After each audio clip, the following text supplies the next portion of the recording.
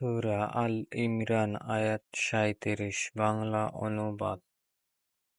তারপর তার রব তাকে ভালোভাবে কবুল করলেন এবং তাকে উত্তম রূপে লালন পালন করলেন এবং তিনি তাকে জাকারিয়ার তত্ত্বাবধানে রেখেছিলেন।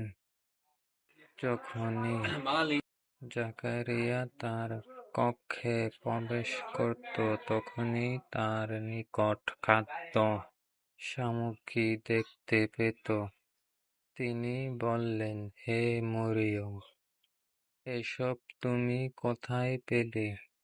মরিয়ম বলতেন, তা আল্লাহর নিকট হইতে। নিশ্চয়ই আল্লাহ যাকে ইচ্ছা অপরিমিত রিজিক দান করে।